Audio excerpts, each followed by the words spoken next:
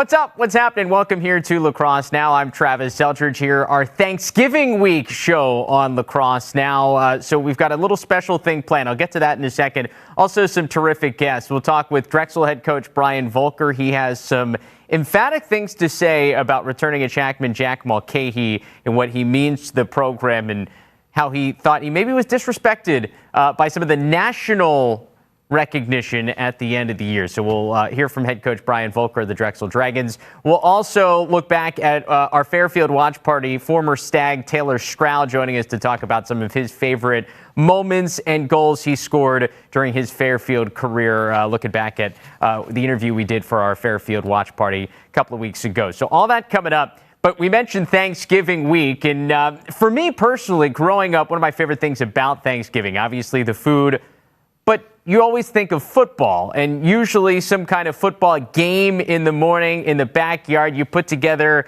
whoever in the family, friends in the neighborhood around, and you put together a game of pigskin in the backyard.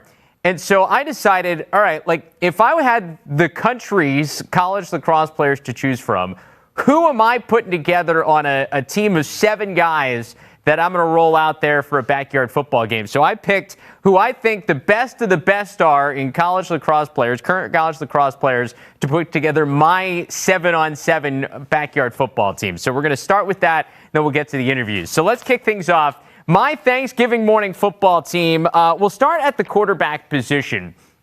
And now there are a lot of quarterbacks, former college quarterbacks around the country. When you go through these rosters, guys that played high school football and were quarterbacks. Joey Spallina, now a freshman at Syracuse, terrific high school quarterback out on Long Island. But I'm going to go with a guy, I don't know if he did play any high school football, but Jack Myers I'm going to go with as my quarterback because I just think he's got tremendous field vision. I mean, you look at what he's done on lacrosse field, nearly 3 assists per game last year, took a really big jump a year ago for the Buckeyes, 4th in the country in assists per game with those numbers. And on top of his field vision, I just love his size. 6'4", has good feet around the crease. So I just feel like in a backyard football game type of feel, I think he can see over everybody, views the field well in a 7-on-7 format. So I'm going to go with Jack Myers, the Ohio State attackman, as my quarterback. You know, you think of like prototypical ex-attackman, and we've gone through different variations of it. But when I think of that position right now in college lacrosse, like I think he's one of those guys. And so I'm going to make Myers, who's the quarterback of the Ohio State lacrosse offense, my quarterback on my backyard Thanksgiving morning football team. Now we're going to get to the real fun stuff. So we've got, I laying this out, I've got 3 wide receivers. I want an offensive lineman and a couple of running backs. Let's start rolling out the wide receivers. And this wide receiving core I'm putting together has all sorts of size. We'll start with the Virginia defenseman, Cade Saustad. And there is no more obvious choice. Well, actually, there is one. I'll get to that in a second. But very few more obvious choices than this guy as a wide receiver for your intramural backyard football team. The last football game he played, like real competitive football game Cade Saustad played, the end of his high school football career, 2017 Texas 5A State Football Championship down at Jerry World, the Cowboys Stadium. He had 3 receiving touchdowns on 210 yards receiving, also recovered an onside kick, and one of those touchdowns he caught ended up being the game-winning score. So he did everything. He was catching balls from Jerry Jones' grandson, who was the quarterback for that Highland Park team. Won one of the greatest high school football games you will ever see. If you don't remember that game, go back and search on YouTube the 2017 5A State Football Championship involving Highland Park. Cade Saustad is all over those highlights, as you might have mentioned. And on top of his receiving prowess, he also, once again, has terrific size. I mean, 6'5", 215 pounds. That is a guy that, like, no one's stopping. So I'm going to have Jack Myers, you can see over everybody, just tossing it up to Cade Saustad and let Saustad do what he did in high school. So I think that's a pretty obvious choice for one of my receivers. Let's go to my second receiver here. We're going to go to the Ivy League, a guy we had on the show here a couple of weeks ago. So if you missed that interview, you can catch up with Sam Hanley. But I'm going to put him on my football team here. I don't think he played a lot of football growing up. However, was a terrific basketball player in high school. Was a big fan of the Portland Trailblazers, big basketball fan. So I'm thinking he's got good hands. So great athlete, once again, great size. We're another 6'5" guy who's got some good speed in the midfield for Penn. So once again, like Sawstad, just going to throw him up some jump balls. Like, use that basketball background. Let him just go up and get it. So Hanley is one of my other receivers on this squad. And then the third one to round things out, another terrific athlete in the midfield, is Graham Bundy Jr. from Georgetown. Now, he is a guy who played some high school football, two-time captain on his high school football team in Missouri. When he was in high school, was actually named a top 25 football player in the States. Team was a state runner-up his senior year of high school. He's also got good size, 6'1". I really love the speed and agility he's shown off as one of the best midfielders in the country at Georgetown a year ago. So the football background, where he kind of did it all, from my understanding, playing high school football to what we've seen on the lacrosse field and his size and athleticism now. I like Graham Bundy Jr. So I love what I've got here in my receiving corps. Sawstad, Hanley, and Bundy Jr. Jack Myers, I don't know what kind of arm he has, but I think he's got to have a decent one. Great field vision. Just throw it up to those guys. So that's where I'm starting. Now let's get to the offensive line. You just need one guy, just a token blocker for whoever's going to rush the quarterback on the 3 or 5 Mississippi, whatever your count is. But I'm going to go with Cole Kastner, the big man, the defenseman from Virginia. I mean, who wants to rush a guy who's 6'7"? I don't. I mean, the guy's huge. So we'll put him in front. So first of all, the intimidation factor, no one's going to want to try to rush by him. And then also, you got to remember, backyard football, you token block, you stay in front. We're playing flag here, two-hand touch, one of the two. You stay in front of the guy, and then as soon as the rusher gets by you, then you release. Well, what's better than a 6'7" target to be able to drop the ball off to? He's another guy. It was a big basketball player in high school, so I'm assuming good hands to be that little outlet for Jack Myers. And he's got some good lineage in terms of football. His dad played both football and rugby at Cal, so I like that working well. So there you go, Cole Kastner as my offensive lineman / outlet there. I also love him on when you flip the field, when you got to play defense. I mean, once again, who's going to throw over a guy who's 6'7"? So I like him up front on both sides of the ball.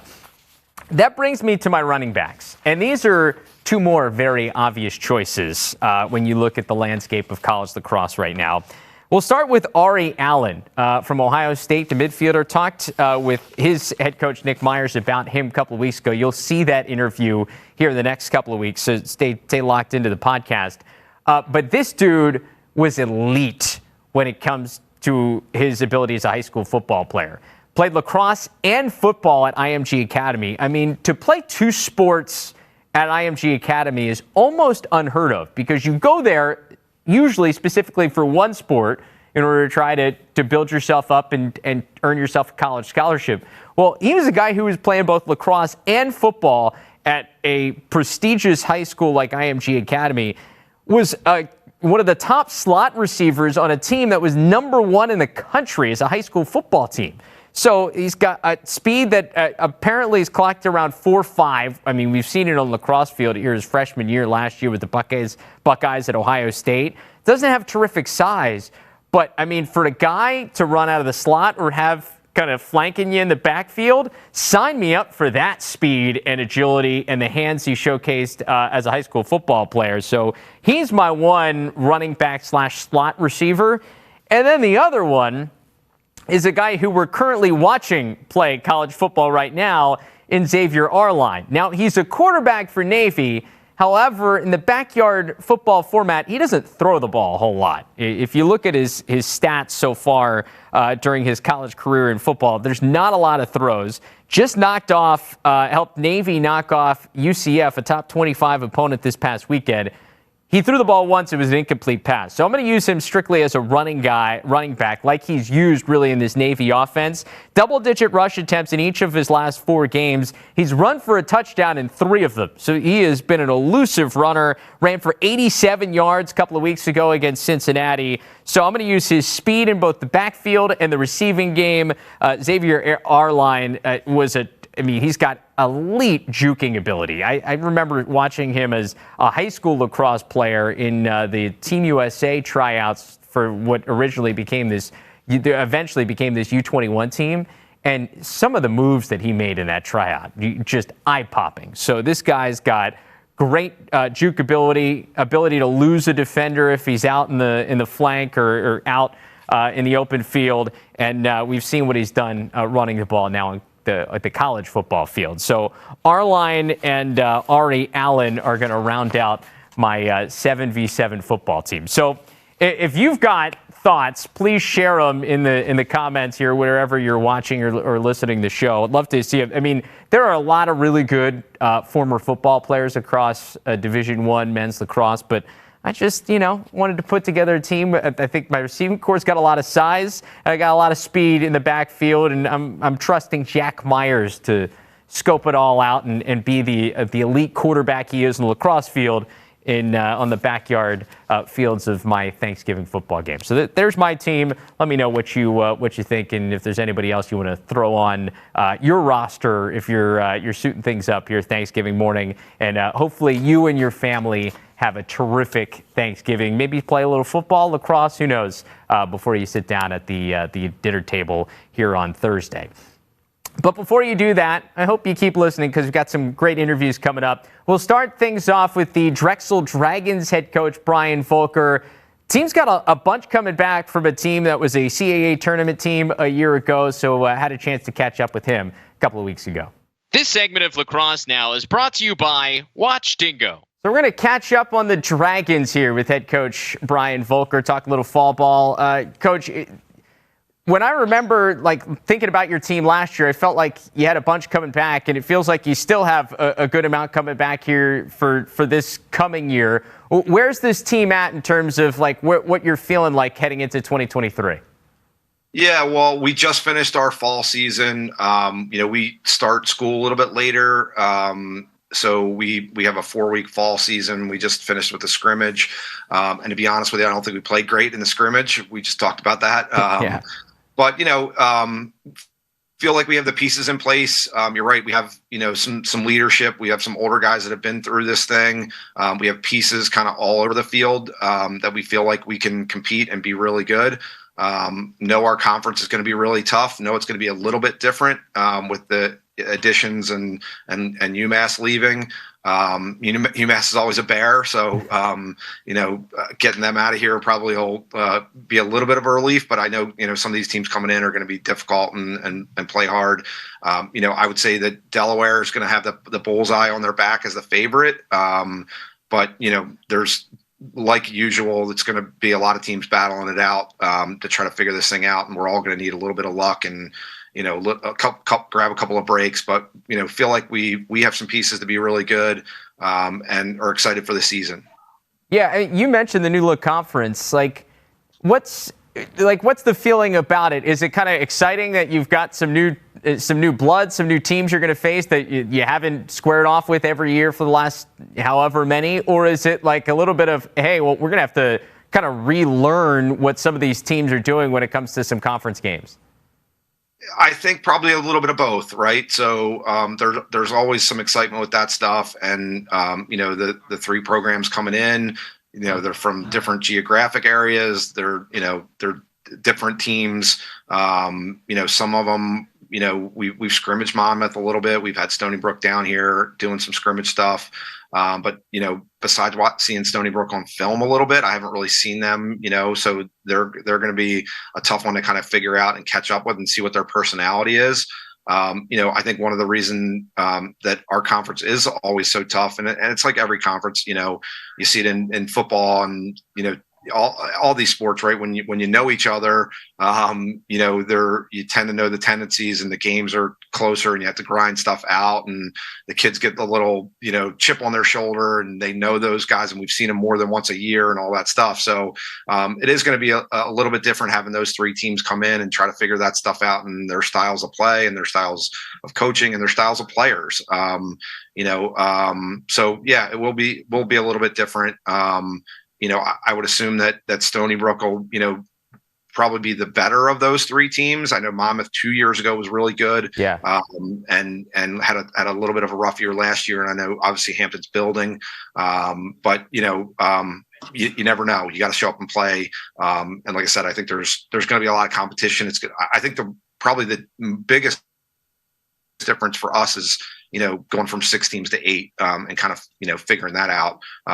And, when you're 4 of 6 teams making the playoffs, 4 of 8 is a little bit different, obviously. So I'm not a math major, so figuring out the tiebreaker, some of that stuff, I don't know if it's easier with 8 or harder. So we'll figure that out. Yeah, we'll find out soon enough. Defensively, I'm looking back at who you guys have, and I think I've been saying the names Patrick Udovich and Brendan Greenwald for it feels like forever. What's it like to have guys like that back? George Grippo, obviously, Ross Blumenthal's back for another year defensively. It must feel like you can not relax, but it's like, all right, we've got guys who have done it at this level now for a while as starters that are back on that end of the field. Yeah, Ross again will kind of anchor that thing, but Drew McGill, played a lot last year and will push for playing time. And again, do we split time with those guys again, or does one guy jump out? All that stuff, we'll try to figure that out. Obviously, Brennan and Udi are going to be our anchors, kind of down there at close defense, and both of those guys were voted captains along with Jack Mulcahy. So obviously that's a really good base down there. Losing Sean Quinn and losing Jack Farrell were 2 guys that played a lot in their careers, their 4 or 5 year careers, and played really well for us. So we're going to have to get guys to step in there and kind of figure that stuff out.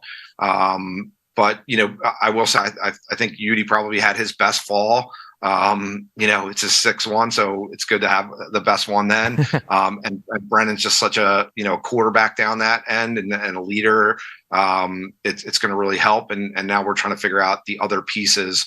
GQ I think is one of the best short sticks in our league. So kind of having him to anchor that unit is going to be helpful. We're really excited about Liam Kamar, who transferred in from Essex, kid from Baltimore. He had a great fall. I think you'll see him a lot. And then again, we're going to kind of figure out the other pieces. Charlie Malley's another guy that's played a lot for us, and he's played short stick and long stick and close and man down and all kinds of different stuff. He'll be the first guy, I think, at the long stick position. So we're going to need him to have a really good year. So we have some pieces, but we need to figure out the other kind of starting pieces and the depth there for us to really succeed. And we got to play better than we played defensively last year. Coach Durkin and I have been trying to figure out, do we simplify it? Do we make it more complicated? Whatever, but we need to make some changes there and figure some things out and play better. Hopefully winning some more face-offs will help us there. Yeah. Liam Rosado kind of came on at the end of the year and ended up having a solid year for us last year. And we brought in a transfer, and Grant Asika, I think, has had a really good fall. So I think if we can be, I think we were second to last in the country in face-off percentage. That's got to change, or we're probably not going to look as good as we need to look on the defensive end. Yeah, when the other team gets the ball just about every time to start the possession, that doesn't bode well for your defense. It puts a lot of stress on them. Luke Tomac was a guy that I just absolutely loved to watch coming on as a freshman. Obviously, he misses all last year with the injury. Hey, what's his status as he gets ready to hopefully come back here for a second year? Yeah, we need Luke to come back. We need him to come back strong. He's worked really hard on his rehab. He didn't play, full contact stuff in the fall, but he was out, doing shooting drills and stick work drills, and just at the very end of the fall started to do, some 5-on-4 and some 6-on-5 stuff. But yeah, I mean, for us to be successful, he's going to have a really good year for us. I think our offense is going to start with Jack Mulcahy. He's as good as any player, obviously in our conference. He's, it still drives me crazy that he was the offensive player year in our conference and doesn't get All-American, which I don't know how that happens. The year that he had, the points that he scored, like all that stuff. When you saw us at the end of the year, when we played UMass and he, didn't play in the second half. And when we played Delaware in the CA tournament without Jack, you could see what our team, the difference. So he's, obviously really going to be the straw that stirs that drink down there. Sean Donnelly's going to have to kind of be that guy that, kind of settles things down at the attack unit. A lot of different kind of moving parts, trying to figure out, who can play attack, who can play midfield.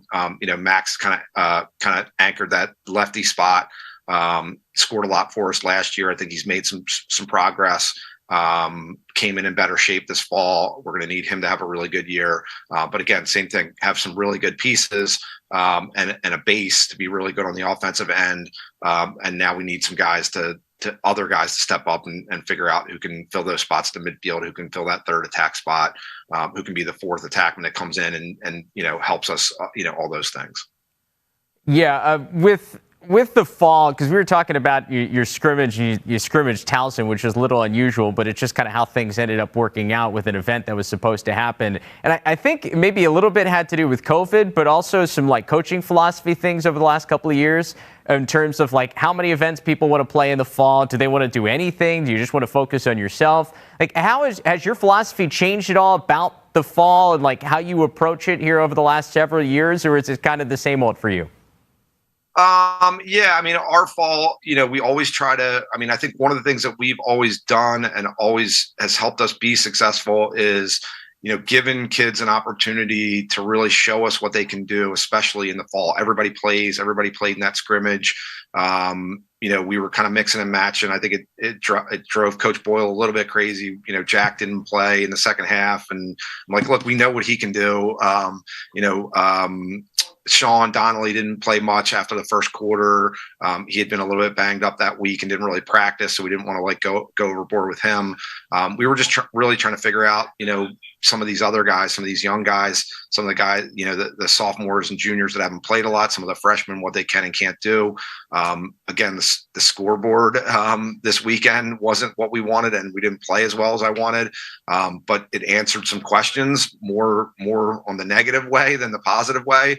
But that's kind of always been how we've handled it. I have a sheet, we kind of play guys by quarter. We've rotated the face-off guys evenly. All that stuff. So to me, the fall isn't about like who won the scrimmage and who did this, and that it's about like, did we play well? Did this guy play well individually? Did we do these things well? I probably won't play Towson anymore because they got after us this weekend. But maybe it gives them a false sense of how good they were. Maybe they are really that good. So we'll see. But yeah, to me, the scrimmages are just running around, seeing a different jersey, seeing a different ride, a different clear, a different, group of guys on offense, a different group of guys on defense, and just seeing how our guys react to that. Not in terms of score, but like how have you had years where like you feel amazing about a team in the fall and then it like just doesn't end up working out in the spring for whatever reason, and like vice versa, where you're like, I don't know what we have, and then all of a sudden it becomes like one of your best teams? Like how like real of a feel do you normally have about a squad in the fall? I think it's the same thing. You have an idea of like, hey, we're really deep here, or we're really thin here, or this, we know we're going to get out of Jack. He's going to be really good, and knock on wood unless someone he gets hurt or something. But it's those other guys, and you need to see how they react. Again, in a scrimmage, sometimes you get a little false hope because there's no scouting reports, or maybe even early in the year, kids play well because teams haven't kind of figured out what they're really good at. But I think you have an idea of, like who you're going to be. We're still questioning some things about like who we're going to be. Like I said, I think, we have some really good pieces. but we need some guys to play better, and some of the the second tier guys, quote unquote, to step up and really, like, when the lights turn on, play really well. There were some guys that had played really well in practice, and didn't have a great Saturday. Now, does that mean they didn't have a great Saturday, or does that mean they can't do it, when we start playing real games in the spring? But yeah, I don't think there's too many times when you're hyper surprised, like, that you're really good, or, you have a chance to be really good, or that, oh boy, we got problems, or we have problems in this one area. Last year, again, and I thought, we underachieved a little bit, but, I knew facing off was going to be an issue, and it turned out to be a huge issue. Like I said, I thought we would have played a little bit better defensively last year than we did. So that was a surprise. But sometimes you're surprised, good or bad, but I think you have a sense of who you are. Yeah, that's fair. I want to leave you on this. We were talking about Reed Bowering a little bit before, and we had a chance to catch up with Reed last week. And having a chance to watch him offensively in the field game over his Drexel career was awesome. And you'd watch him on the ground balls, and it was terrific. But, like, to watch what he did then as a rookie in the NLL, and I think he's second among non-faceoff guys to, like, Zach Currier, who is one of the best players in the world in terms of loose balls. What was it like to watch him go indoors professionally and do what he did as a rookie? Look, I don't think anything Reed does surprises anybody. Again, as a player, as a leader, and just as an awesome kid. And he's almost not a kid anymore, I guess. But he's awesome. He's we'd love to have him around. He did anything. He would do anything you asked him to do on the field. He was never a guy you thought was going to ever get in trouble. But he also wasn't like this nerdy kid that, like, sat in the corner, right? Like, he's just an awesome kid with a great personality. Anything that he does won't surprise me. On the lacrosse field, off the lacrosse field, he's just a wonderful young man from a great family. You hear, too much of that stuff being thrown out, but Reed is just one of the best kids that have been in our program. As a player, as a captain, as a leader, and just, did great in school and will do great whatever he decides to do. Yeah, well, we can't wait to see him back on the floor out there with Vancouver coming up here in about a month or so. Can't wait to see you guys back on the field this spring. Coach, we appreciate the time as always, and we'll catch up again here soon as we get ready for 2023. Thanks a lot. If you're a Dragons fan, you should be excited about what Coach Volker and company have coming back. They've got a bunch offensively. You lose Sean Quinn on the defensive end, but Ross Blumenthal still back in goal. Drew McGill as well, by the way. They both goalies that played time last year, both back. So a lot of pieces back for Drexel. A new look CAA with UMass leaving, but still Delaware obviously very good. You know what you're going to get from Townsend. So it's going to be fun to watch Drexel again this year. It's certainly a team that you would think would compete for a CAA tournament berth and maybe really compete for another CAA title this year. Going to be fun to see what Coach Volker and this squad does. Speaking of CAA teams, we continue to bring you interviews that we've done here over the last couple of weeks as part of our new special watch party. It's every week here on Lacrosse Now. You can see it on Wednesdays starting at 8 a.m. and then again at 6 p.m. Eastern Time. Today here on Lacrosse Now, we're going to look back at our Fairfield watch party from a couple of weeks ago. Had a chance to catch up with the former Fairfield sharpshooter, Taylor Stroud. Spoke to him about some of his biggest games, his favorite goals, things throughout his Fairfield career. Take a listen. So as part of this watch party, we've got former Fairfield Stag, Taylor Stroud, joining us now. Taylor, man, thanks for taking some time. Relive some of your glory days back there in Fairfield. Yeah, definitely. I'm excited to be here. Thank you for having me. What a journey it was. And I can't be more thankful enough to the coaches, to the parents, to everyone, my teammates who, did it with me. And I've been so blessed with, the experience that I had, and grateful for every, teammate, coach, like I said, that has helped me through to where I am today. It was an unbelievable journey. Well, we're going to relive a little bit of that journey with you. We just showed people your win from this past year against Hofstra at home, and that was a big one for you guys. It was the first time you'd won a CAA game and snapped a 16-game losing streak in the conference. It felt like, especially the beginning of the CAA play this year, when you got that win, it felt like you guys had turned a corner. How big of a win was that for you guys, especially a bunch of you who had been on the team for 4 or 5 years? Absolutely. I mean, it was surreal. I think that's the perfect word because, like you said, 16 games, losing streak. Every game was like a Super Bowl for us. We wanted to get that first win. And, as that clock started to wind down at the end, I think, in the video you could see the emotions on the sideline were already starting before that clock even ended. So I think that win meant the world to the program. It meant the world to the alumni, to everyone involved in Fairfield Lacrosse. So to do that and be a part of that win. And, I think it was just something special that, we'll remember for a while. Yeah, and I have to feel like for you guys too, I mean, the CAA was so tight, and it's not like you guys weren't competitive in the past. Like you play everybody tough, but it just like you couldn't get that win. And to finally get it, probably had to feel like there was like a weight off your shoulders too. Oh, absolutely. Every practice was a grind. I mean, every practice we treated the same, but going in day in and day out in different games and just losing by that little much, it hurt. So getting that win against Hofstra, I think, was definitely a result of all this hard work in practice, and it came together, and it was a great win. So you had a couple of goals in that game, more than 100 in your Fairfield career. Do you have a favorite goal from your college career? That's hard. Put you on the spot. There was a game. I believe it was my sophomore year. We played Bryant, and my favorite goal was the game-winning goal. But just the feeling of all the teammates coming around and us just having that win against a great team like Bryant. That was one of my favorite moments. Just the dog pile, the whole 9 yards. I thought it was phenomenal. Yeah, game winners are a good one to have fond memories of. When I remember doing your games throughout your career, like it felt like you could shoot from anywhere. Did you have a distance in mind, like where was your range was at, or did you just try to stretch it as far as you could?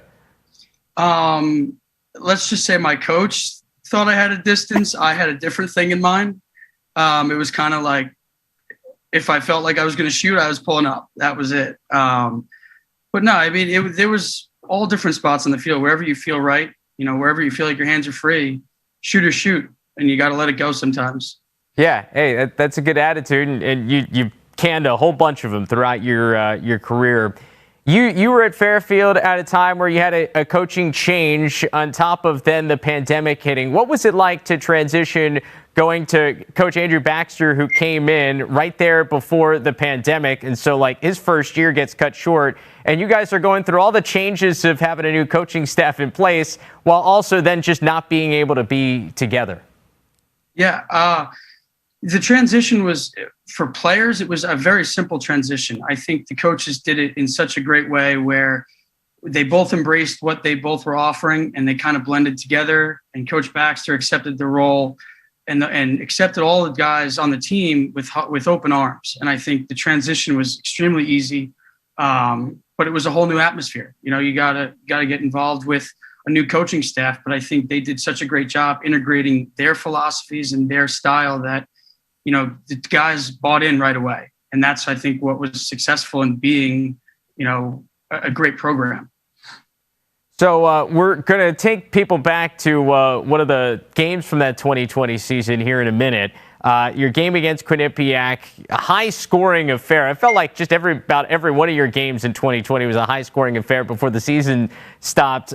You had a bunch of goals. You scored 24 goals in 7 games that year. What was it about the offense early on in 2020? Because, you guys had it clicking. We were rolling. And, I tell everyone that COVID really, really got to Fairfield Lacrosse because we were in a really good spot when COVID hit and really took away the rest of that season. We were playing really well. The camaraderie in the locker room within guys was fantastic. So it was just unfortunate that COVID hit at that time. But that was a great year, even though it was 7 games, I think. Yeah, I mean, those kind of numbers, that was one of your best scoring seasons of your whole career, and you only played about half the year. That's big-time stuff. Do you have a favorite game from your time at Fairfield? I believe there was a win against Hofstra, and I think we'll touch on that. Getting that win, first CAA win in 16 losing game streak, that was huge. And just being with the guys and being able to celebrate in the locker room after with the coaching staff, I think was the best part about it. I think it was it meant everything to alumni, to parents, to everyone around the program. So it was very special. I think that's definitely my favorite win. Well, that was a good one for you guys. We're going to show people another good one, that game against the Bobcats from back in 2020. Taylor, thanks so much for taking some time. It was fun to take a trip down memory lane with you. Good luck with everything, and we'll catch up sometime down the road. Thank you guys so much. Appreciate it. So once again, if you missed our Fairfield watch party, you'll be able to see it up on YouTube, on our YouTube page very shortly. The entire playlist, including the games and interviews we've done. You can take a look at past ones there, or you can watch every Wednesday starting at 8 a.m. and then again at 6 p.m. Eastern Time. It's Watch Party here on LSN. Well, as for now, that's all the time we have for this edition of Lacrosse Now. We hope you and your family have a terrific Thanksgiving, have a great meal, and get to share some time with some people you love. And we will see you right back here on Tuesday.